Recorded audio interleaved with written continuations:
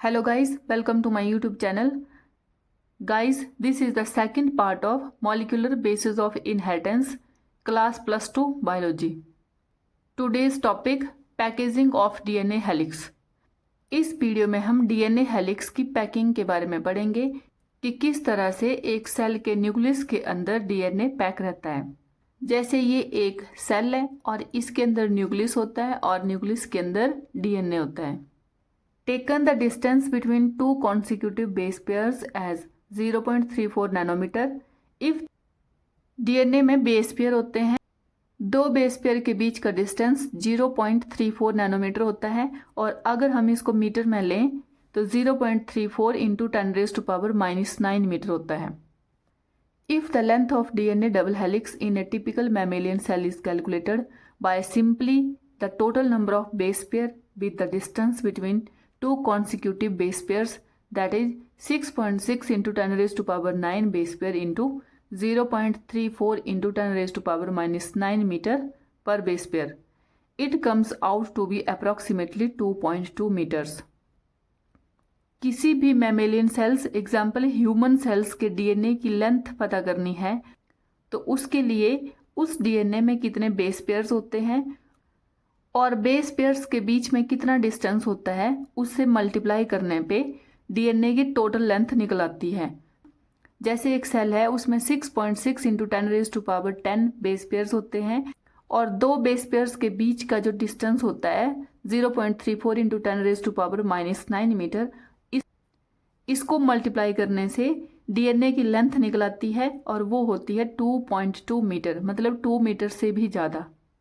तो आप सोच सकते हैं हमारा सेल कितना छोटा होता है और उसके अंदर न्यूक्लियस तो और भी ज़्यादा छोटा होगा और न्यूक्लियस के अंदर जो है वो डीएनए जिसकी लेंथ 2.2 मीटर है वो पैक रहता है। A length that is far greater than the dimension of typical nucleus. How is such a long polymer packed in a cell. छोटे से न्यूक्लियस के अंदर इतना लंबा डीएनए कैसे पैक रहता है, हम उसकी पैकेजिंग के बारे में पढ़ेंगे। In prokaryotes such as E. coli, though they do not have a defined nucleus, the DNA is not scattered throughout the cell. Prokaryote cell वो होते हैं जिसमें वेल डिफाइंड न्यूक्लियस नहीं होता है, मतलब न्यूक्लियस के बाहर न्यूक्लियर मेम्ब्रेन एब्सेंट रहती है। जैसे ये है प्रोकैरियोटिक सेल, इसमें न्यूक्लियर मेम्ब्रेन एब्सेंट रहती है।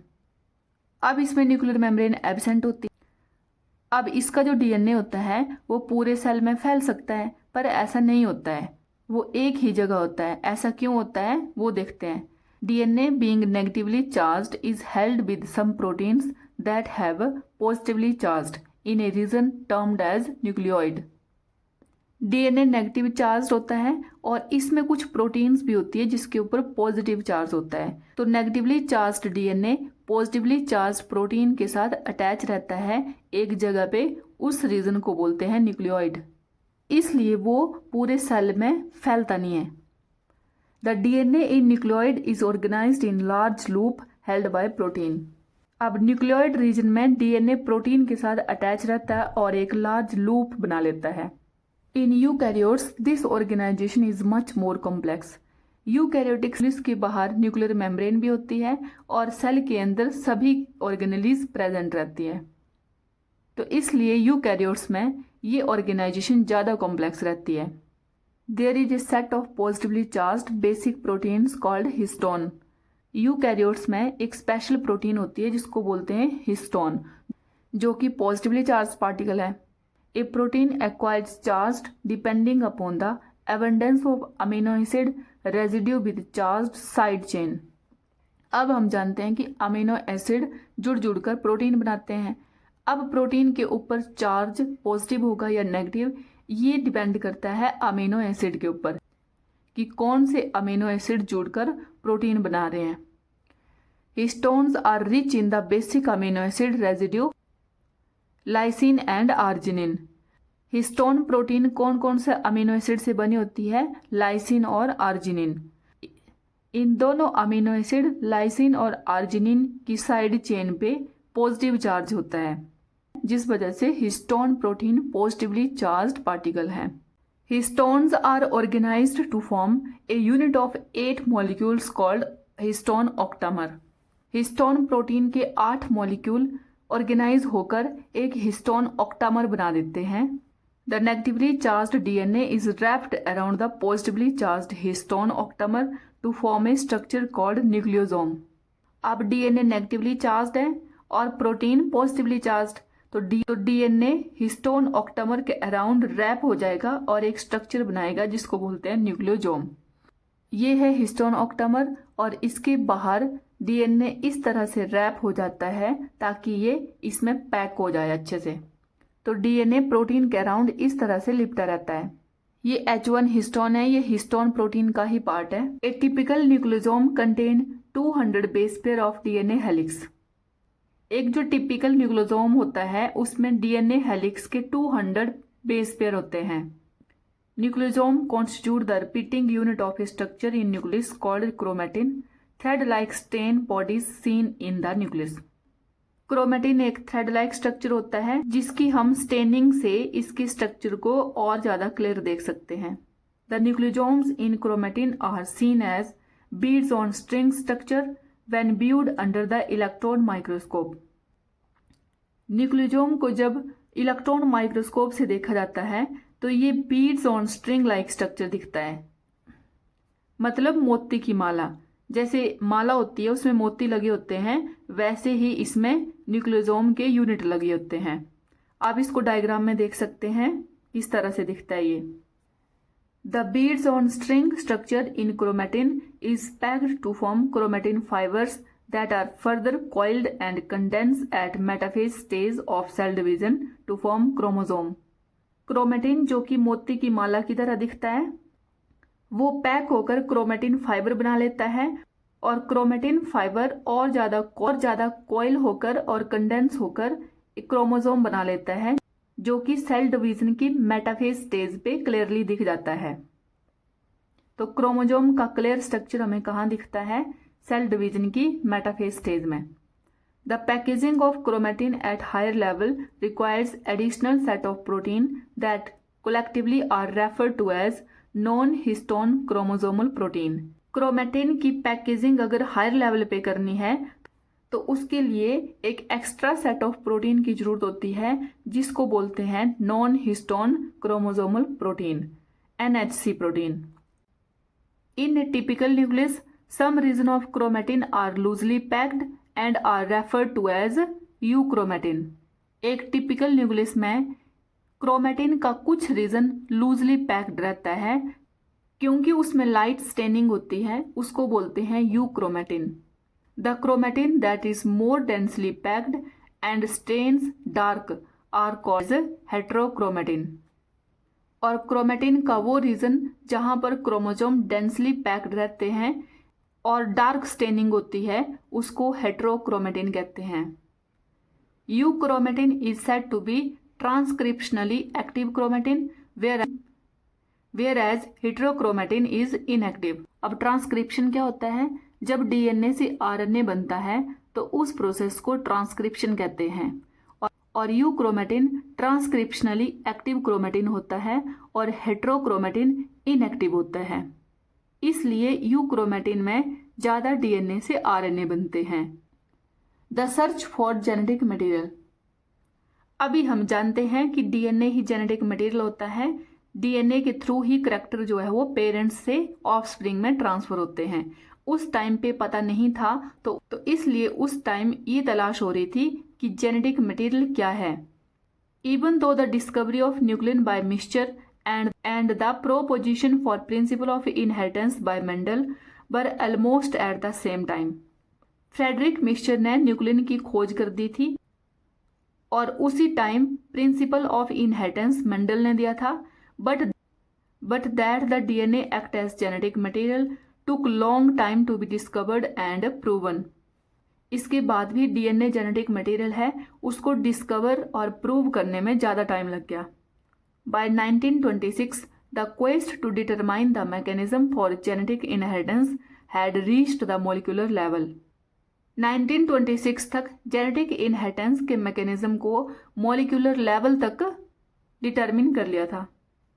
Previous discoveries by Gregor Mendel Bolton Sutton, Thomas Hunt Morgan, and numerous other scientists had narrowed the search to the chromosome located in the nucleus of most cell. Previous discovery से इन सभी scientist को इतना पता चल गया था कि chromosome nucleus के अंदर ही होता है।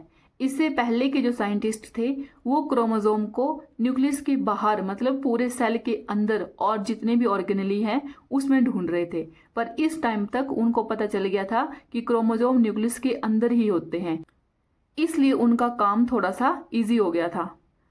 But the question of what molecule was actually the genetic material had not been answered. पर क्वेश्चन ये था कि कौन सा मॉलिक्यूल जेनेटिक मटेरियल है उसके बारे में उनको कोई पता नहीं था। Transforming principle. In 1928 Frederick Griffith in a series of experiment with streptococcus pneumoniae witnessed a miraculous transformation in the bacteria. 1928 में फ्रेडरिक ग्रिफ्थ ने स्ट्रेप्टोकोकस निमोनिया के ऊपर बहुत सारे एक्सपेरिमेंट किए। स्ट्रेप्टोकोकस निमोनिया एक बैक्टीरिया है जिससे निमोनिया की बीमारी होती है। उन्होंने देखा कि कोई चीज ट्रांसफर हो रही है बैक्टीरिया में। During the course of this experiment a living organisms had changed in physical form. उसके एक्सपेरिमेंट के दौरान लिविंग ऑर्गेनिज्म मीन्स बैक्टीरिया में कुछ फिजिकल चेंज हो रही थी। When Streptococcus pneumonia bacteria are grown on a culture plate, some produce smooth shiny colonies S, while the other produce rough colonies R. जब उन्होंने स्ट्रेप्टोकोकस निमोनिया को culture plate में grow करवाया तो उसमें से कुछ बैक्टीरिया की स्मूथ और शाइनी कॉलोनी बनी और कुछ रफ कॉलोनीज बनी। जैसे ये है कल्चर प्लेट, इसमें कुछ स्मूथ और शाइनी कॉलोनीज बनी और कुछ जो है वो रफ कॉलोनीज के बैक्टीरिया बने। This is because the S strain bacteria have a mucous polysaccharide coat while R strain does not. ये इसलिए हुआ क्योंकि जो एस स्ट्रेन के बैक्टीरिया थे उनके बाहर म्यूकस कोटिंग थी या फिर पॉलीसेकेराइड की कोटिंग थी और आर मीन्स रफ बैक्टीरिया के बाहर ऐसी कोई कोटिंग नहीं थी। Mice infected with the S strain virulent die from the pneumonia infection, but mice infected with R strain do not develop pneumonia. अब इन दोनों स्ट्रेन को माइस मीन्स चूहे में इंजेक्ट किया गया। जो एस स्ट्रेन बैक्टीरिया थे जब उसको चूहे में डाला तो चूहा मर गया, और जो आर स्ट्रेन बैक्टीरिया थे जब इसको चूहे में डाला तो चूहा जिंदा था। ऐसा इसलिए हुआ कि जब कोई बैक्टीरिया हमारी बॉडी में एंटर करता है तो हमारी बॉडी उसके अगेंस्ट एंटीबॉडी रिलीज करती है और वो एंटीबॉडी जो है वो उस बैक्टीरिया के साथ लड़ती है और उसको खत्म कर देती है और हम लोग इन्फेक्शन से बच जाते हैं। वैसे ही जब आर स्ट्रेन बैक्टीरिया को चूहे की बॉडी में डाला गया तो चूहा बच गया क्योंकि चूहे की बॉडी ने एंटीबॉडी रिलीज जिसने आर स्ट्रेन बैक्टीरिया को किल कर दिया और चूहा बच गया। और एस स्ट्रेन बैक्टीरिया को जब चूहे की बॉडी में डाला गया तो चूहा मर गया। ऐसा क्यों हुआ?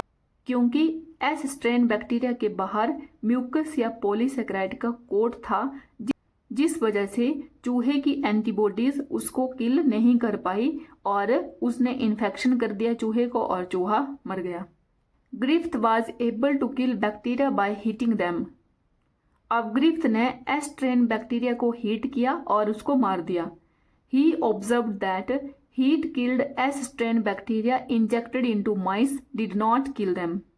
जब उन्होंने heat killed S strain bacteria को चूहे की बॉडी में इंजेक्ट किया तो चूहा जिंदा रह गया। अब क्योंकि S strain bacteria heat killed है इसलिए चूहा जिंदा रह गया। अगले एक्सपेरिमेंट में उन्होंने S strain heat killed plus R strain दोनों को लिया और उसको चूहे की बॉडी में इंजेक्ट कर दिया तो चूहा मर गया। अब एक्चुअल में मरना तो नहीं चाहिए था क्योंकि एस स्ट्रेन हीट किल्ड से भी चूहा जिंदा रह गया था और आर स्ट्रेन से भी चूहा जिंदा था, पर जब इन दोनों को मिक्स करके चूहे की बॉडी में इंजेक्ट किया तो चूहा मर गया। Moreover he recorded living S bacteria from the dead mice. इसके अलावा उन्होंने देखा कि डेड माइस की बॉडी में लिविंग एस बैक्टीरिया थे। He concluded that The R strain bacteria had somehow been transformed by the heat killed S strain bacteria. अब उन्होंने कंक्लूजन निकाला कि heat killed S strain bacteria से कोई चीज ट्रांसफर हुई है आर स्ट्रेन बैक्टीरिया में. Some transforming principle transferred from the heat killed S strain had enabled the R strain to synthesise a smooth polysaccharide coat and become virulent. कुछ transforming principle heat killed S strain से R strain में transferred हुआ है, जिससे R strain के around एक smooth polysaccharide coat बन गया है, जिस वजह से वो वायरुलेंट बन गया है. वायरुलेंट मतलब एस स्ट्रेन बन गया है. This must be due to the transfer of genetic material. और इस कंक्लूजन पे पहुंचे कि ट्रांसफॉर्मिंग प्रिंसिपल जेनेटिक मटेरियल ही हो सकता है. However, the biochemical nature of genetic material was not defined from his experiment. उनके एक्सपेरिमेंट से जेनेटिक मटेरियल का बायोकेमिकल नेचर नहीं डिफाइन हो पाया. Biochemical characterisation of transforming principle. अब सभी साइंटिस्ट इस ट्रांसफॉर्मिंग प्रिंसिपल का बायोकेमिकल नेचर जानना चाहते थे. Prior to the work of Oswald Avery, Colin MacLeod and Maclyn McCarty, the genetic material was thought to be a protein. Avery, MacLeod और McCarty के काम से पहले जेनेटिक मटेरियल को प्रोटीन समझा जाता था. They work to determine the biochemical nature of transforming principle in Griffith experiment. वो सभी ग्रिफ्थ एक्सपेरिमेंट का जो ट्रांसफॉर्मिंग प्रिंसिपल था उसका बायोकेमिकल नेचर जानना चाहते थे कि वो जेनेटिक मटेरियल है क्या. They purified biochemicals, proteins, DNA, RNA, etc. from the heat-killed S cell to see which ones could transform live R cells into S cells. वो सभी स्टडी कर रहे थे कि प्रोटीन, आरएनए या डीएनए में कौन सा जेनेटिक मटेरियल है जो कि हीट किल्ड एस स्ट्रेन से आर स्ट्रेन में ट्रांसफर हो रहा है और उसको वायरुलेंट बना दे रहा है.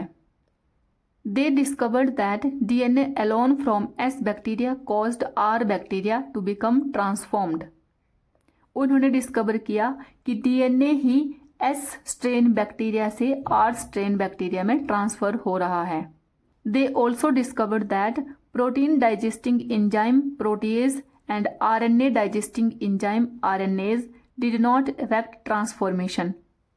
उन्होंने ये डिस्कवर किया कि प्रोटीन डाइजेस्टिंग एंजाइम, जिसको प्रोटीएज बोलते हैं, जब उन्होंने उसको उस ट्रांसफॉर्मिंग सब्सटेंस के ऊपर डाला तो भी ट्रांसफॉर्मिंग सब्सटेंस के ऊपर कोई फर्क नहीं पड़ा. मतलब जो ट्रांसफर चीज होनी थी वो हो गई. अब प्रोटीएज क्या करता है, ये प्रोटीन डाइजेस्टिंग एंजाइम होता है, ये प्रोटीन को पूरी तरह से ब्रेक कर देता है, जिससे अगर प्रोटीन जेनेटिक मटेरियल होता तो वो आगे ट्रांसफर नहीं हो पाता, क्योंकि प्रोटीएज ने उसको पूरी तरह से ब्रेक कर देना था. और वैसे ही आरएनए डाइजेस्टिंग एंजाइम आरएनएज, उसको उस ट्रांसफॉर्मिंग सब्सटेंस के ऊपर डाला तो भी कोई इफेक्ट नहीं पड़ा. जो चीज ट्रांसफर होनी थी वो हो गई. So the transforming substance was not a protein और डीएनए.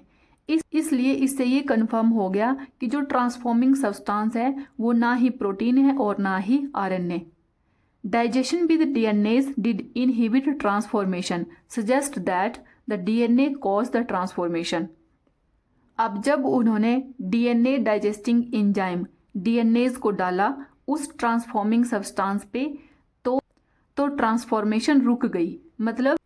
मतलब डीएनएज ने डीएनए को ब्रेक कर दिया और आगे जेनेटिक मटेरियल पास नहीं हो पाया, जिससे उनको कंफर्म हो गया कि डीएनए ही जेनेटिक मटेरियल है. They conclude that DNA is the hereditary material but not all biologist were convinced. उन्होंने ये कंक्लूजन निकाला कि डीएनए ही हेरिडिटरी मटेरियल है, मतलब डीएनए ही ट्रांसफर हो रहा था हीट किल्ड एस स्ट्रेन से आर स्ट्रेन में. पर इससे सभी बायोलॉजिस्ट कन्विंस्ड नहीं हुए. डीएनए एक स्टेबल मॉलिक्यूल होता है, उसको हीट करने से वो डिस्ट्रॉय नहीं होता है. Can you think of any difference between DNA and DNAs? DNS ये होता है deoxy ribo nucleic acid. Multiple DNAs और DNASE ये होता है DNA को डाइजेस्ट करने वाला एंजाइम, मतलब DNA को ब्रेक करने वाला एंजाइम।